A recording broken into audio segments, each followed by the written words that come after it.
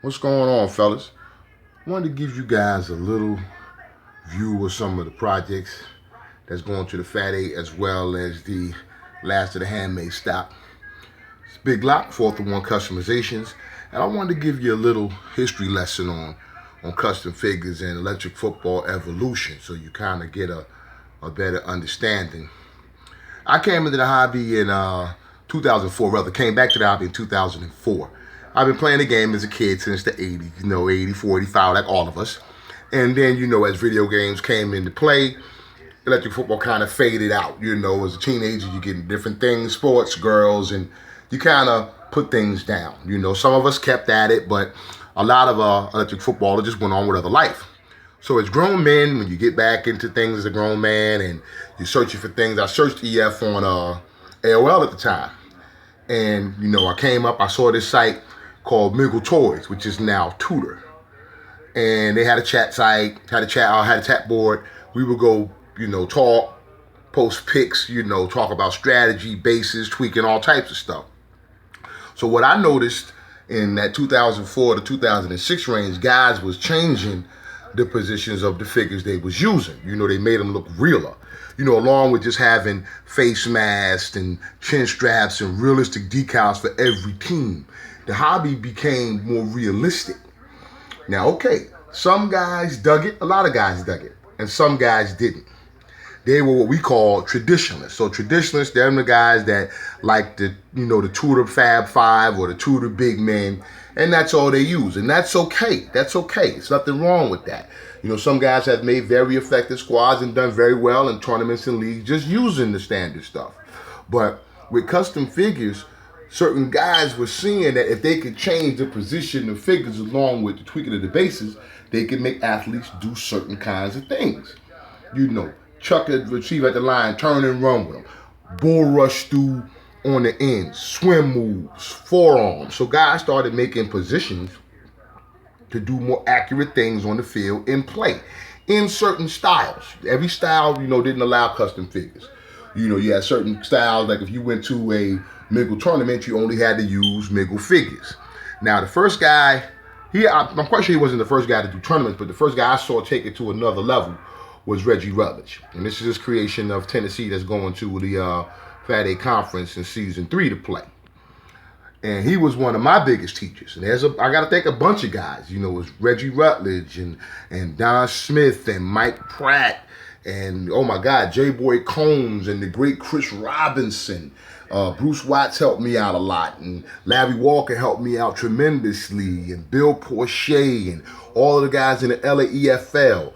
All of the guys that was cutting and chopping, 513 and Franny J. Boy and all of those names. We all learned to make the athletes that we wanted to make.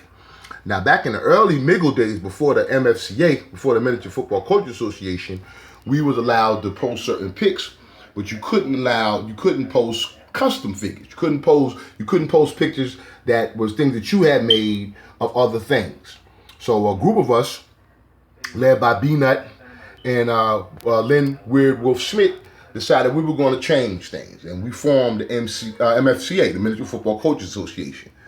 I'm a member of the original 12, the Dirty Dozen, and we came together and we did some great things. We opened up the hobby, and I want you to really realize the hobby would have never opened up more without the MFCA, without forward thinking. I don't kill traditionalism. This hobby has been around a long time. Past World War II. So this hobby has been around a long time, 60 years plus.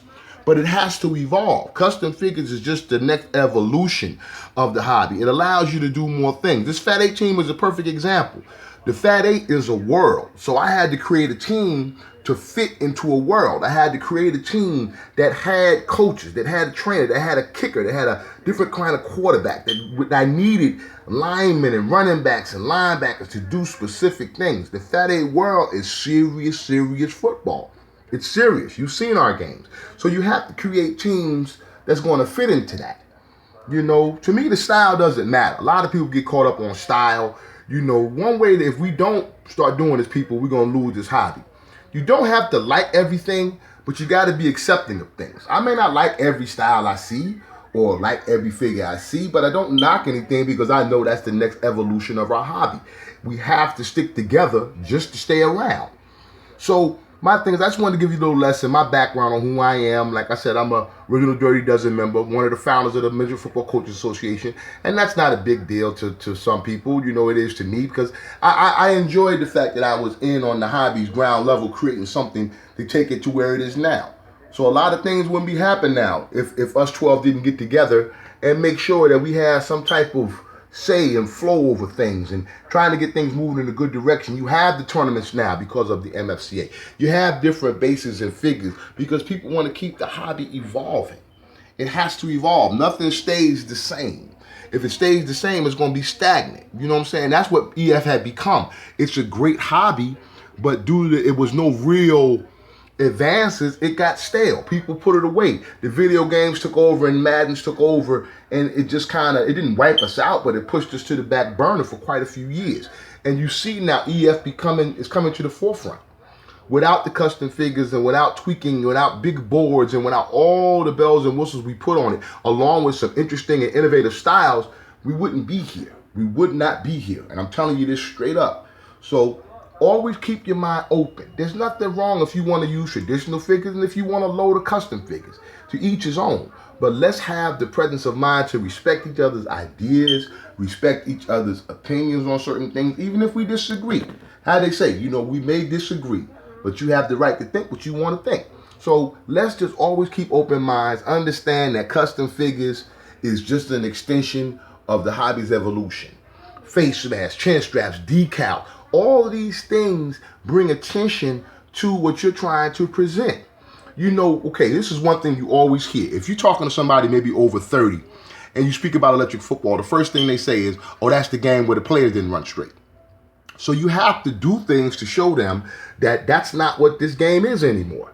That we do have control. We do have larger fields. You can have any team you want. You can have that type of figure. If you're a Joe Montana guy, you can have Joe Montana. If you're a Lawrence Taylor guy, you can have Lawrence Taylor. If you like the 66 Packers, you can have it. If you like UCLA, if you like any college team or high school team, you can have it. And we have to push that to the new masses.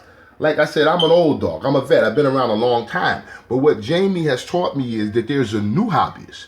There's a new guy that's coming in that doesn't know anything about this. And let's show them our best. Not saying that non-custom figures are not our best, but trust me, if you put a custom figure blazed out against a stock figure blazed out and a new hobbyist is looking at it, what do you think he's going to choose?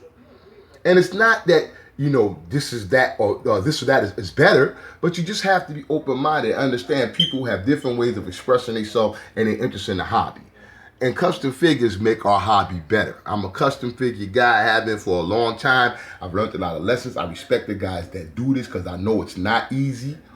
Guys spend time, spend countless amounts of money on this. It's a love. You have to love doing this. So, like I said, let's always respect each other's ideas. Understand that this hobby has been around for a lot of years. And it's going to evolve. And for it to really stay around, it has to continue to evolve. Nothing can stay the same or stagnant. So let's just always respect each other's ideas. Look out for video number 8 when I'm going to give you a couple more lessons on doing some easy conversions. Let's respect each other, love our hobby, and push our hobby and the ideas that we individually have and collectively have. And let's keep EF growing so it's around here for another 60, 70, 80, 90, 100 years. One of the best games ever.